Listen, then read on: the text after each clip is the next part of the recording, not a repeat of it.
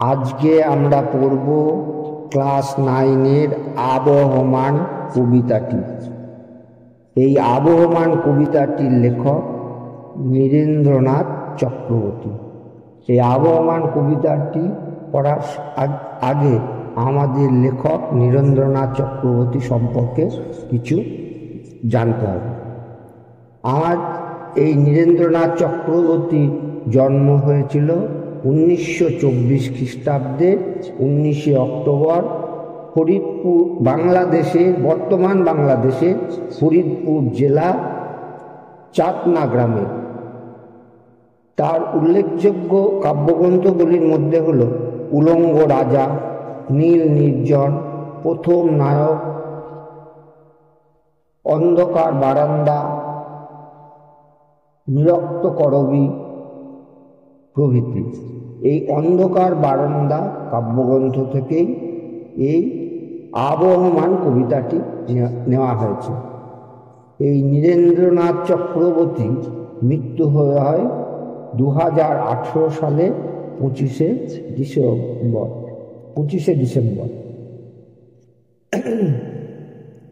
এই আবহমান কথাটার মানে হচ্ছে ক্রমাগত বা যা কোনোদিন থেমে থাকে না, একে আবহমান বলা হয়।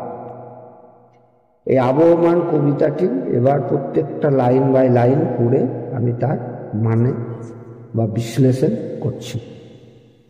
যা গিয়ে ওই উঠানে তোরা দাঁড়া, লাউ মাচাটার পাশে ছোট্ট একটা ফুল দুলছে, ফুল সন্ধ্যা বাতাসে। এখানে কবি নীরেন্দ্রনাথ চক্রবর্তী যে ছোটবেলা থেকে সে একটা পল্লী গ্রামে বড় হয়েছিল এবং সে কর্মসূত্রে শহরে বা প্রবাসে গিয়ে বাস করছে, সেই কথাটাই এই কবিতাটার মাধ্যম দিয়ে ফুটিয়ে তুলেছে। যে যা গিয়ে ওই উঠানে তোরা দাঁড়া, লাউ মাচাটার পাশে। কবি নিজেকে বলছে, যা গিয়ে ওই বাড়ির উঠানে যে লাউ মাচাটা আছে তার পাশে গিয়ে দাঁড়া, গিয়ে দেখ ছোট্ট একটা ফুল দুলছে, ফুল সন্ধ্যা বাতাসে। মানে সন্ধ্যার সময় ছোট্ট একটা ফুল লাউ মাচায় থেকে সন্ধ্যার বাতাসে যেন সে দুলছে, খুব নিবিড়। মানে সে খুব নিজেকে স্বাধীন মনে করছে এবং স্বাধীনভাবে সেই বাতাসে, সন্ধ্যার বাতাসে সে দুলে চলেছে। কে এখানে এসেছিল অনেক বছর আগে, কে এখানে ঘর বেঁধেছে নিবিড় অনুরাগে, কে এখানে হারিয়ে গিয়েও আবার ফিরে আসে, এই মাটিকে এই হাওয়াকে আবার ভালোবাসে। ফুরায় না তার, কিছুই ফুরায় না, নোটে গাছটি বুড়িয়ে ওঠে কিন্তু মুড়ায় না। বলছে কে এখানে এসেছিল অনেক বছর আগে, মানে কবি অনেক দিন আগেই প্রবাসে বা বিদেশে বা শহরে চলে গিয়েছে, সে এখানে অনেক দিন আগে এসেছিল, মানে এখানেই বড় হয়েছিল, এইটাই সে বোঝাতে চেয়েছে। বলছে কে এখানে ঘর বেঁধেছে নিবিড় অনুরাগে, মানে সে যেন এখানটায় খুব নিবিড় ভালোবাসার সঙ্গে এখানে ঘর বেঁধেছিল।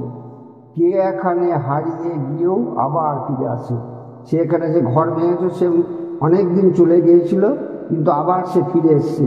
সে হারিয়ে গিয়েছিল কিন্তু সে আবার ফিরে এসেছিল। এই মাটিকে এই হাওয়াকে আবার ভালোবাসে, মানে এই মাটি এই হাওয়াকে সে আবার ভালোবাসছে। ফুরোয় না তার, কিছুই ফুরোয় না, মানে সেই এই ভালোবাসা তার কোনোদিন ফুরোয় না, কিছুই ফুরায় না। নোটে গাছটা বুড়িয়ে ওঠে কিন্তু মুড়োয় না। বলছে নোটে গাছ যেটা, সেটা বুড়িয়ে যায় কিন্তু সে ফুরোয় না বা মরে যায় না। আবার বলছে যা গিয়ে ওই উঠানে তোরা দাঁড়া, লাউ মাচাটার পাশে ছোট্ট একটা ফুল দুলছে, ফুল সন্ধ্যা বাতাসে।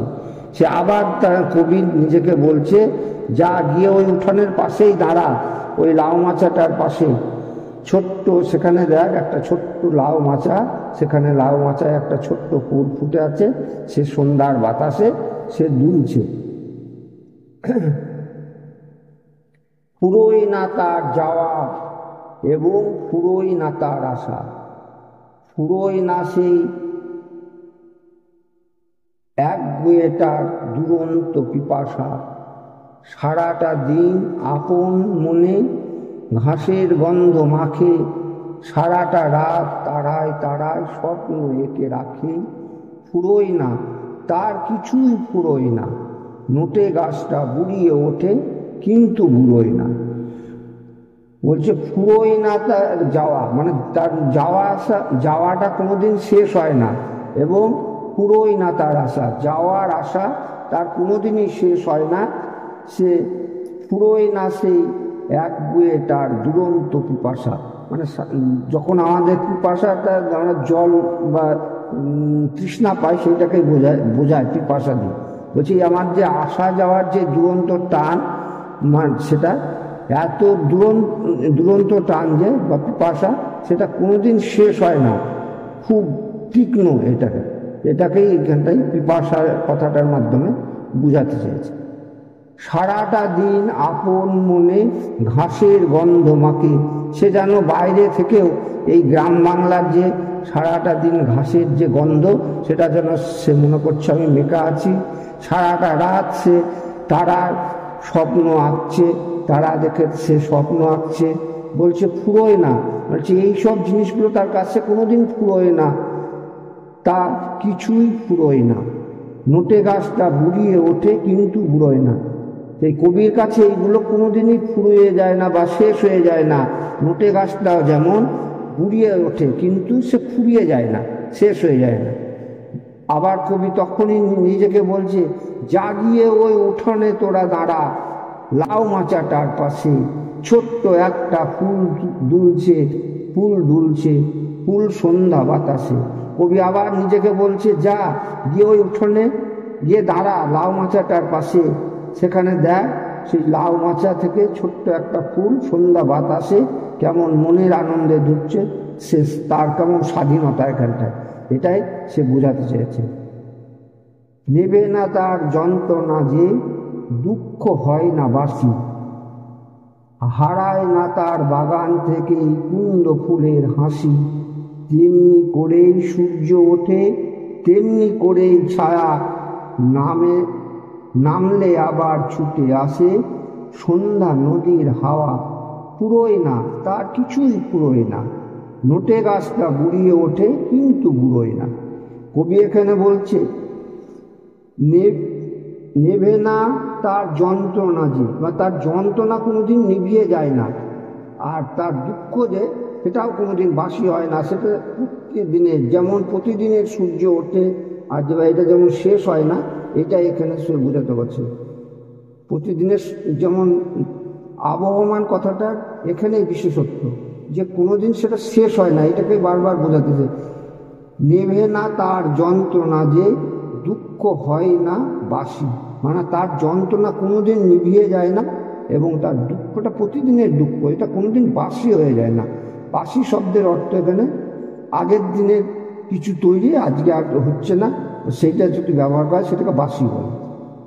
হারায় না তার বাগান থেকে কুন্দ ফুলের হাসি, তার বাগানে যেমন সে কুন্দ ফুলের একটা সুন্দর গন্ধ বা হাসি, সেটাই বলছে তার জীবন থেকে এটা কোনোদিন হারিয়ে যায় না, তার ভেতর থেকে কোনোদিনই হারিয়ে যায় না। যেমন বলছে কি, তেমনি করে সূর্য ওঠে, যেমন করে সূর্য ওঠে তেমনি করেই আবার তার প্রতিদিনই এটা ওঠে, তেমনি করেই ছায়া।